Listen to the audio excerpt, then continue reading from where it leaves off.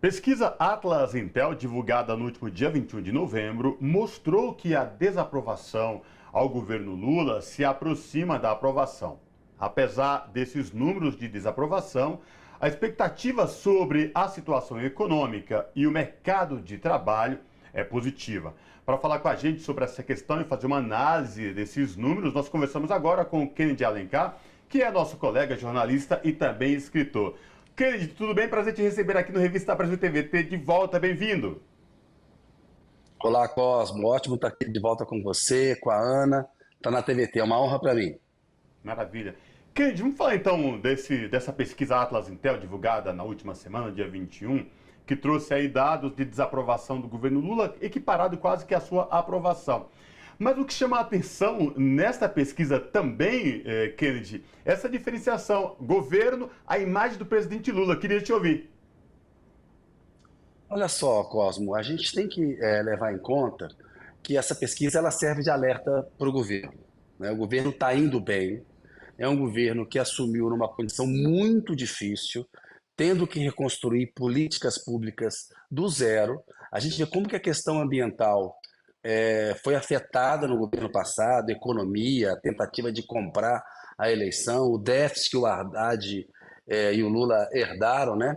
E a gente vê uma cobrança muito grande da imprensa por rigor fiscal, mas ao mesmo tempo defendem a desoneração que lhes beneficia. É um discurso um pouco contraditório, né? O Lula, para quem está lidando com uma situação muito difícil, essa pesquisa ela é mais positiva do que negativa, né? Mas ela traz um alerta, sim, para o governo. E a imagem do presidente, o Lula é o maior líder popular da história brasileira, né? Em muitas coisas o Lula segura no gogó. A gente vê em muitos episódios, ele entra e a figura dele, carismática, que segura conflitos, políticas públicas. Está vendo essa semana o conflito entre Senado e Supremo, o Lula nos bastidores está atuando para tentar amenizar essa situação. Então eu acredito que assim, essa pesquisa é um alerta para o governo. Há a questão econômica, apesar de ela ter melhorado na comparação com o que era o Bolsonaro, a situação é muito difícil ainda, né? O poder de compra das pessoas diminuiu muito nos últimos anos. A gente teve no Brasil, de novo, se pegar o governo Temer, governo Bolsonaro, um massacre, sobretudo em cima dos trabalhadores, né, e da parte mais fraca do mercado de trabalho. Recompor isso não é fácil, e o Lula está tentando. A imagem pessoal dele é muito boa, né, porque as pessoas entendem que ele tem uma ligação com os mais pobres. Isso segura muito a popularidade do Lula. Eu acho aquilo que a gente já comentou aqui, assim, foi uma sorte o Brasil ter podido contar com o Lula para ser candidato em 2022 e poder ter o Lula como presidente neste momento, para aguentar o tranco que está aguentando num mundo tão complicado. E eu não tenho dúvida de que nessa batida nós vamos precisar do Lula em 2026 novamente, vendo as notícias que vêm aí da nossa vizinhança na América Latina e também como está o cenário norte-americano lá com uma candidatura forte do Donald Trump ameaçando a reeleição do Joe Biden. Quando a gente olha para os números outros da pesquisa, a gente percebe que a perspectiva de futuro, enquanto economia, empregabilidade, desemprego, nessa pesquisa a população está otimista para esse lado, né, do futuro, a perspectiva, 54% acredita que tem uma perspectiva boa. Aí, olhando para o geral, assim, essa leve subida de desaprovação do governo em geral, me parece então que não tem relação com a economia, já que as pessoas têm essa perspectiva de uma melhora para o futuro, né? Então, o que parece que pode ter levado a essa subida dessa desaprovação, então, Kennedy? Ana, eu acho que pesquisa é igual filme, né? Você tem que olhar o movimento. A gente está tratando de uma pesquisa.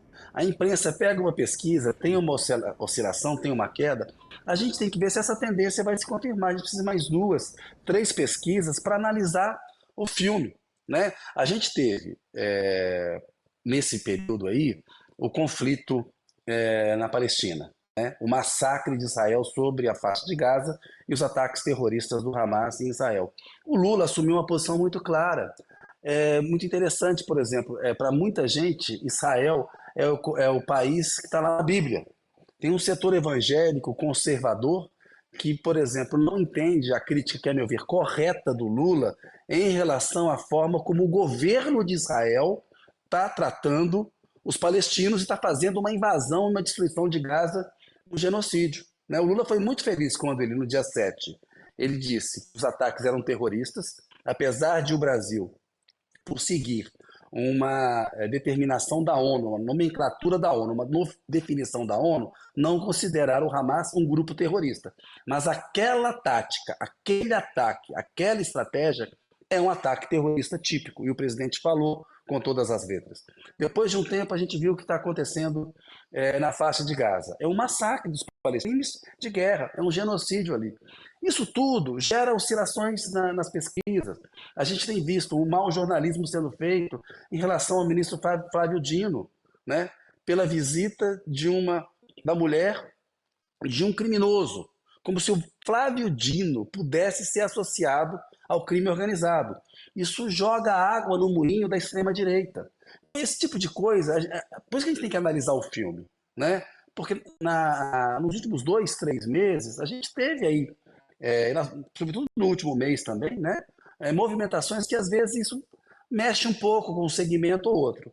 De um modo geral, o Lula está indo bem. Eu acho que tem um alerta assim na área da segurança pública, porque é uma preocupação da população como um todo, não é uma preocupação só da elite, apesar de a elite ser quem mais vocaliza essa preocupação e vocaliza de um jeito muito preconceituoso, né, associando pobreza à criminalidade. Mas os pobres, os mais pobres, sofrem muito com a falta de segurança. E é preciso que a esquerda e o governo tenham uma política pública para isso. Acho que o Dino, por exemplo, que é um ministro que eu respeito, precisava ouvir mais os especialistas e um pouco menos polícia. Né? Mas a gente entende que essas coisas são trabalhadas no tempo. Então, acho que tem uma questão da segurança pública para a qual tem que se prestar atenção e temos que ver a qualidade dessa recuperação da economia, a qualidade dos empregos com carteira assinada, o poder aquisitivo. O Brasil passou por um furacão. Né? Tem profissões muito precarizadas no Brasil. Tem uma luta pelo orçamento. A gente está vendo essa questão da desoneração da folha de pagamento. Pode ser que para alguns setores faça sentido, mas essa foi uma medida tomada lá atrás no governo Dilma, vem sendo renovada e muitos dos setores beneficiados desempregaram e não são os que mais empregam. Então, se a imprensa, que é beneficiada, tem um discurso de cobrar rigor fiscal do Lula e do Haddad, está preocupada com o cumprimento da meta fiscal desse ano, se a meta fiscal do ano que vem vai ser 0 ou não, ela tem que se decidir se ela faz lobby para obter a desoneração dela ou para o Haddad cumprir a meta fiscal. Isso tudo é um embate político, que o governo precisa fazer também. E isso está muito concentrado no Lula. Acho que a pesquisa retrata um pouco isso. A grande força do governo é o Lula pelo líder que ele é. E, Kennedy, e a gente percebe isso exatamente pela essa guerra de narrativas dos últimos 6 anos de retrocessos, como você, o furacão que o Brasil passou. Essa recuperação não é fácil. E olha que já foram tomadas medidas que já conseguem dar uma equilibrada. Mas como você bem falou no início do nosso bate-papo, fazer essa reconstrução e que as pessoas sintam diretamente no bolso, no seu dia a dia, leva um certo tempo. E esse alerta é fundamental. Mas a minha pergunta, esta guerra de narrativas, por exemplo, quando a gente vê uma reportagem desta atingindo o ministro Flávio Dino e reverbera isso e dá margem para fake news, eu me pergunto, mas que jornalismo é esse que eu, ou você, ou a Ana Rosa, fizemos faculdade? Parece que, de fato, as pessoas esqueceram o que é ética e de para onde está indo o jornalismo. É um pouco deprimente tudo isso, ou não, Kennedy? Olha só, nesse caso específico é mau jornalismo. Né? E ninguém acha que o Flávio Dino pode ser associado, e o Silvio Almeida, a pessoas coniventes com o tráfico. Há uma notícia, você pode pegar uma pessoa casada com um criminoso, ser recebida por altas autoridades. Tem algo de errado nisso? Ela tem lugar de fala para eventualmente falar das condições dos presídios? Né? Ela não estava nem condenada em primeira instância, mas ainda que tivesse condenada em primeira instância, não tem uma sentença transitada em julgado. Isso tira dessa pessoa qualquer direito de participar do debate público.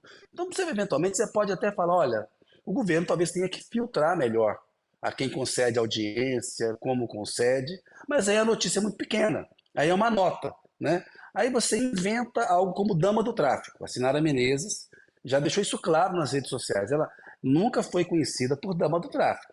Isso foi um apelido que o jornalista deu para esquentar a matéria. Né? Tem gente falando que foi um vacilo. Isso não é vacilo. A gente é jornalista, sabe. Esquentaram a matéria, porque dá mais peso dizer que a dama do tráfico foi recebida no Ministério. Né? E parece que esse caso aí é mau jornalismo. Né? Não estou descartando a possibilidade, né? E acho que há uma discussão a ser feita, né? Sobre se as pessoas que têm acesso às autoridades, que fazem os lobbies, que vão colaborar para as políticas públicas, são as pessoas qualificadas para fazê-lo. Isso é uma pauta. O que está acontecendo aí com o Dino, e os bastidores todos estão mostrando, ele está no meio de uma disputa para o Supremo Tribunal Federal, há outros 2 candidatos.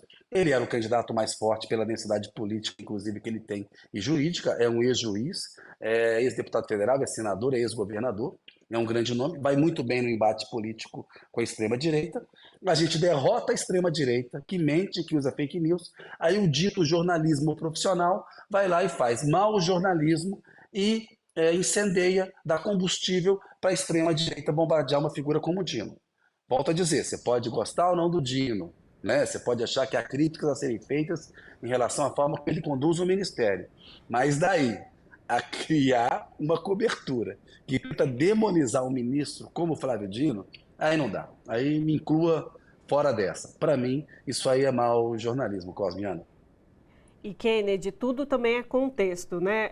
Se a gente olhar para essa pesquisa e olhar para a situação, para toda essa conjuntura política, todas essas narrativas nos meios de comunicação corporativas, e a gente olhar para o dado que pergunta qual é o principal problema do Brasil nesse momento, e 60% responder que a criminalidade e o tráfico de drogas, a gente precisa olhar para o contexto de onde vem essa resposta também.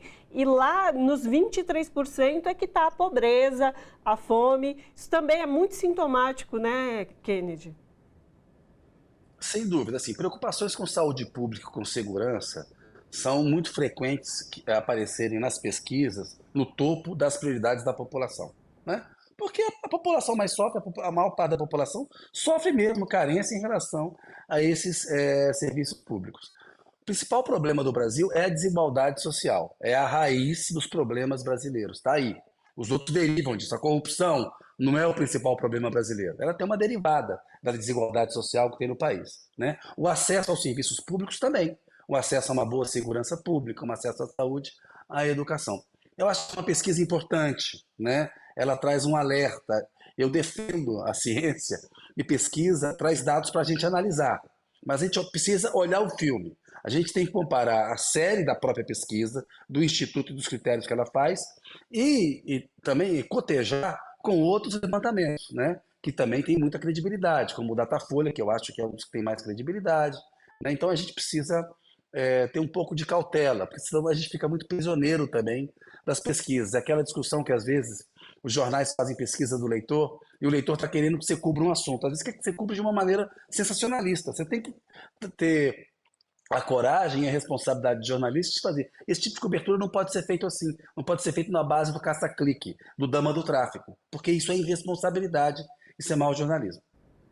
E, Kennedy, para além disso, Ana, desculpa, rapidinho, a gente tem mais 2 minutinhos, para fazer essa compreensão do que é o todo, né? Quando a gente fala de segurança pública, as pessoas não se dão conta, no primeiro momento, dessa questão de segurança pública e saúde, das responsabilidades dos entes da federação, que é um conjunto, né? E parece que as pessoas esquecem disso e jogam lá para cima só na presidência, especificamente, não tem esse recorte da responsabilidade dos entes da federação, né, Kennedy? Exato. Constitucionalmente, a segurança pública é atribuição dos estados. Agora, o governo federal, né, o Lula, o Ministério, eles têm uma responsabilidade para articular políticas públicas. Precisa ser mais bem articulado, inclusive para enfrentar no Congresso Nacional lobbies poderosos, né, de polícia truculenta, como é a Polícia de São Paulo. Né? Essa Operação Escudo na Baixada Santista é um negócio horrível que aconteceu. É truculência pura. Aquilo não é, né? Ali não tem ciência, não tem nada. Os caras sumiram com câmera de policial, que inclusive melhora a segurança para a vida do próprio policial, melhora o trabalho dele, né? Então acho que cabe ao governo federal fazer, sim, uma política de maior articulação. Mas você lembrou bem, Cosmo, os estados têm a sua responsabilidade, tem também as guardas municipais, que tem um outro foco. A gente precisava muito rediscutir a qualidade e a cultura da polícia no Brasil, até porque o Bolsonaro procurou radicalizar muitas polícias do Brasil. A gente viu o que ele fez com a Polícia Rodoviária Federal e a gente viu polícias militares coniventes com o autoritarismo. A tentativa de golpe de 8 de janeiro, a gente viu como é que a Polícia Militar do Distrito Federal agiu para facilitar a tentativa de golpe. Então é um assunto complexo e envolve responsabilidades tanto federais quanto estaduais e também tem impacto municipal. Com certeza. Conversamos com Kennedy Alencar, que é jornalista e escritor, e falamos aí dessa pesquisa, mas para além da pesquisa fizemos uma análise aí, Kennedy fez uma análise do contexto atual do nosso país, cenário político. Kennedy, muitíssimo obrigada pela sua participação conosco aqui hoje, é sempre um prazer ouvi-lo. Mano, eu agradeço, obrigado pela generosidade. Eu não sou escritor, eu fiz um livro sobre a Guerra do Cosmo, eu sou um modesto jornalista e pronto. Cosmo, aquele abraço, abraço Ana, abraço para a TVT. Abraço. Abraço.